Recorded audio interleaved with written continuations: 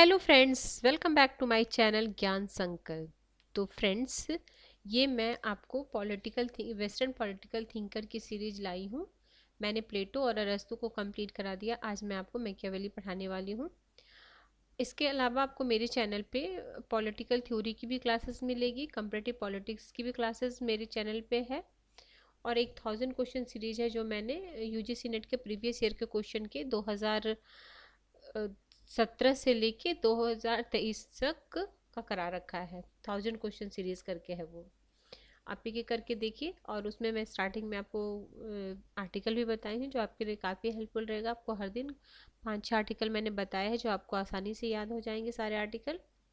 और इसके अलावा मैं प्रैक्टिस सेट कॉन्स्टिट्यूशन का रिवीजन मैं प्रैक्टिस सेट के थ्रू करा रही हूँ, वो भी आप देख लेना। तो ठीक है फ्रेंड्स, अगर आपको किसी वजह से ये चैनल हेल्पफुल लग रहा है तो आप प्लीज़ मेरे चैनल को सब्सक्राइब कीजिए, मेरे वीडियो को लाइक कीजिए, अपने फ्रेंड में शेयर कीजिए। तो आज का क्लास स्टार्ट करते हैं।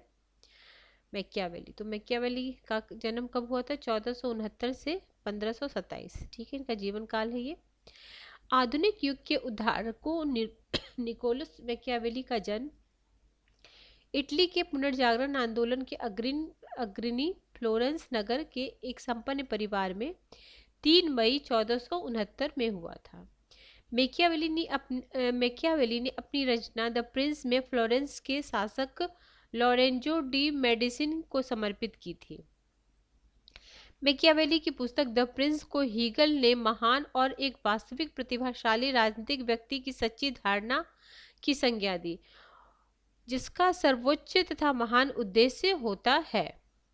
मैकियावेली के विचारों की पृष्ठभूमि मैकियावेली के समय यूरोप में तेजी से राजनीतिक परिवर्तन हो रहे थे। राजनीतिक परिवर्तन से आशय सामंतवाद से पूर्ण निरंकुश राजतंत्री सत्ता का विकास हो रहा था तथा चर्च का प्रभाव निरंतर कम हो रहा था एवं एक नए वाणिज्यिक वर्ग का उदय हो रहा था। समुद्री यात्राओं का विकास तथा छापे खाने की मशीनों का विकास भी हुआ।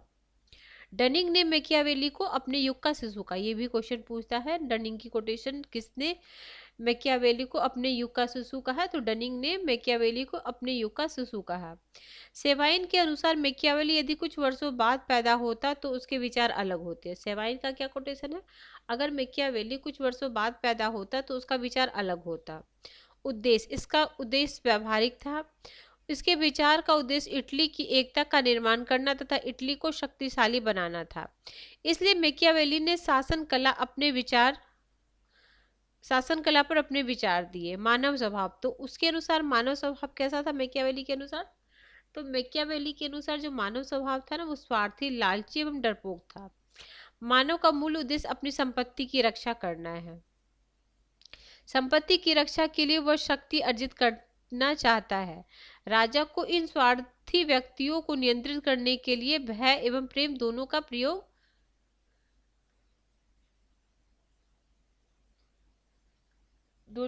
करना चाहिए। मैकियावेली का प्रसिद्ध कथन, व्यक्ति अपने पिता की मृत्यु भूल सकता है लेकिन संपत्ति के विनाश को आजीवन नहीं भूलता। तो एक ऐसे भी मैं संपत्ति की हानि को नहीं भूलता। मैकियावेली अपने पिता की मृत्यु को तो भूल सकता है लेकिन संपत्ति की हानि को नहीं भूल सकता। मैकियावेली ने मानव स्वभाव को सार्वभौमिक माना है क्योंकि व्यक्ति स्वार्थी है। सार्वभौमिक सब जगह एक ही है, व्यक्ति स्वार्थी है। मैकियावेली के विचार की विशेषता, तो मैकियावेली ने यूनानी युग में नैतिकता पूर्ण विचारों की बजाय राजनीति के यथार्थ का विश्लेषण किया। उसका मूल उद्देश्य राजनीतिक विज्ञान के परंपरागत सैद्धांतिक प्रश्नों का उत्तर देना नहीं था, बल्कि उसका सरोकार बिल्कुल व्यावहारिक प्रश्नों से था। मैकियावेली ने कई आधुनिक राजनीतिक विचारकों का बीजारोपण किया, जिसने संप्रभुता, भाषा आधारित राष्ट्र राज, धर्मनिरपेक्षता, गणतंत्र जैसे विचारों का शुभारंभ किया। शासन कला, मैकियावेली ने अपनी रचना द प्रिंस में शासन कला का विचार दिया। मैकियावेली ने एक शक्तिशाली इटली के निर्माण के लिए राजनीति में हिंसा, धोखेबाजी आदि को उचित माना। उनके अनुसार एक शक्तिशाली राजा ही शक्तिशाली इटली का निर्माण कर सकता है। उसने राजा के लिए शेर जैसे बहादुर और लोमड़ी जैसे चालाक जैसे गुणों का होना उचित समझा। मतलब उनके अनुसार कहना था कि राजा को शेर जैसा बहादुर भी होना चाहिए और लोमड़ी जैसा चालाक भी होना चाहिए, तभी वो शासन सत्ता को, क्योंकि लोग बहुत स्वार्थी हैं, तभी वो शासन सत्ता को अच्छी तरीके से चला सकता है। मैकियावेली के अनुसार राजा को सद्गुणी, धर्मपरायण एवं उदार दिखना चाहिए। मतलब दिखना कैसे चाहिए? सद्गुणी, धर्मपरायण, उदार दिखना चाहिए, परंतु आवश्यकता पड़ने पर उसे छल, धोखा, बल के प्रयोग से कभी पीछे नहीं हटना चाहिए। मैकियावेली उत्कृष्ट उदारता अपनाने का परामर्श देता है। अतः उसने कहा है कि राजा जैसा दिखे वैसा होना नहीं चाहिए। सीजर वर्जियो मैकियावेली का आदर्श शासक था। कौन? सीजर वर्जियो। तो पूछेगा मैकियावेली के अनुसार आदर्श शासक कौन था? तो सीजर वर्जियो।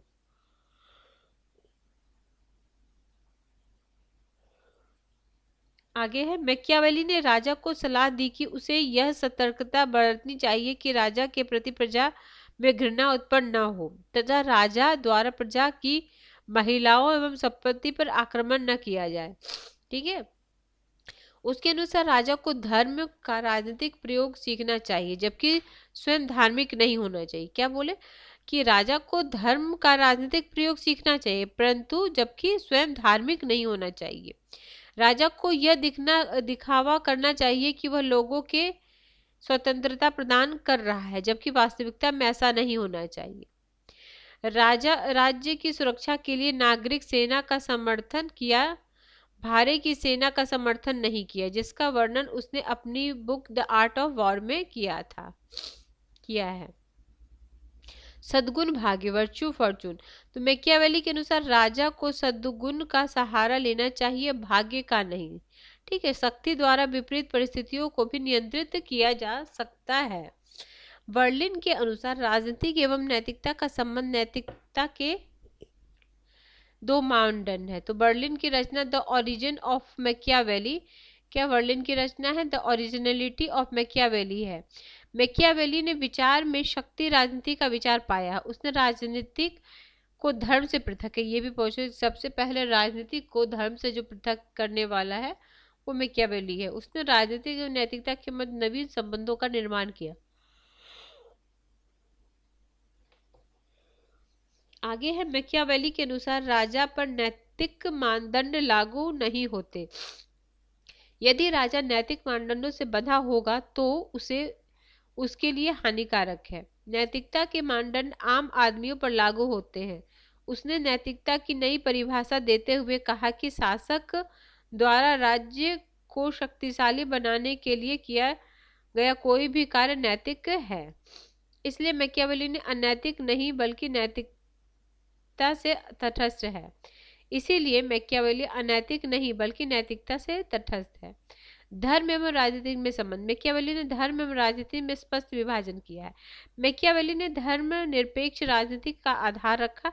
मैकियावेली ने चर्च एवं राज्य के मध्य पूर्ण पृथक्करण का समर्थन किया, क्योंकि चर्च इटली में एकता पैदा करने में समर्थ नहीं है एवं अन्य शक्तियों को भी एकता से उत्पन्न करने में बाधा उत्पन्न कर रहा है।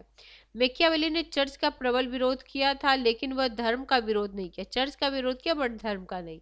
मैकियावेली ने इटली के नैतिक अपकर्ष के लिए चर्च को जिम्मेदार माना।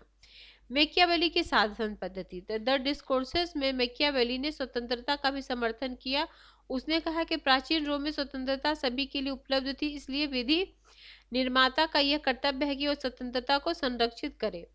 मैकियावेली ने अपनी रचना द डिस्कोर्सेस में शासन पद्धति का वर्णन किया। द प्रिंस में शक्तिशाली राजा का समर्थन किया तथा डिस्कोर्सेस में गणतंत्रीय राज्य का समर्थन किया। अब ये भी पूछता है, तो देखो, प्रिंस में राजतंत्र की बात बोली और डिस्कोर्सेस में गणतंत्र की बात बोली उन्होंने। मैकियावेली ने व्यवहारिक रूप से निरंकुश राजतंत्र का सर्वश्रेष्ठ शासन प्रणाली माना। सैद्धांतिक रूप में उसने गणतंत्र को सर्वश्रेष्ठ शासन प्रणाली माना तथा गणतांत्रिक शासन की सुरक्षा बेहतर होती है। उसने कहा कि आम नागरिक का सामूहिक विवेक एक व्यक्ति के विवेक से ज्यादा महत्वपूर्ण है। उसने स्पष्टता कहा कि गणतांत्रिक शासन सर्वश्रेष्ठ होता है, लेकिन ये उन्हीं समाजों में लागू हो सकता है जहां व्यक्ति सद्गुणी हो। गणतंत्र कहाँ लागू होगा? जहां व्यक्ति सद्गुणी हो। उसके अनुसार स्विट्जरलैंड जैसे देश में ये प्रणाली लागू की जा सकती है, क्योंकि यहाँ के व्यक्ति सद्गुणी है। शक्ति के बारे में इनका क्या विचार है? तो मैकियावेली के विचार में शक्ति राजनीति का समर्थन किया। मैकियावेली ने केंद्रित शक्ति का समर्थन किया। शक्ति को बढ़ाने के लिए बल प्रयोग अंतिम विकल्प के रूप में करना चाहिए। हिंसा का प्रयोग शीघ्रता से करना चाहिए। हिंसा का प्रयोग बर्बर एवं त्वरित रूप में करना चाहिए। मैकियावेली ने किसी भी साधन का प्रयोग करके शक्ति अर्जित करने का समर्थन किया कि कोई भी साधन का प्रयोग करके आप शक्ति अर्जित कर लो। आगे है, मैकियावेली ने शक्ति अर्जन ही राजनीति का मूल उद्देश्य है। इसने इटली को शक्तिशाली बनाने के लिए नागरिक सेना बनाने का समर्थन किया। मैकियावेली में आधुनिक राजनीति विचारों का शुरुआत बीज पाया जाता है। उसने संप्रभुता, भाषा आधारित राज्य राज्य धर्मनिरपेक्ष एवं गणतंत्र जैसे राजनीतिक विचारों की रूपरेखा रखी। मैकियावेली के राष्ट्रवाद का अभिप्राय राष्ट्र को शक्तिशाली बनाने से है। राष्ट्र को शक्तिशाली बनाने का आशय इटली की शक्तियों को एक राज्य में केंद्रित करना था, इसलिए उसने निरंकुश राजतंत्र का समर्थन किया। अब मैकियावेली की फेमस कौन कौन सी बुक है? द प्रेस्ट में शासन कला का वर्णन है। द डिस्कोर्सेस में लोकतंत्र स्वतंत्रता का उल्लेख है। द आर्ट ऑफ वॉर में नागरिक सेना के निर्माण का समर्थन है।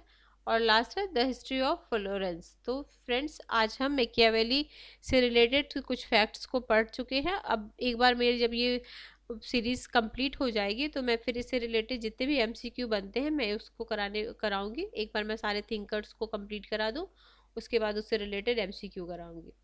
ठीक है फ्रेंड्स, अगर आपको किसी वजह से ये क्लास हेल्पफुल लग रही है, अगर आपके प्रिपरेशन में थोड़ी भी हेल्प कर रही है, तो आप प्लीज़ मेरे चैनल को सब्सक्राइब कीजिए, मेरे वीडियो को लाइक कीजिए, अपने फ्रेंड में शेयर कीजिए। Till then bye bye, see you in next video.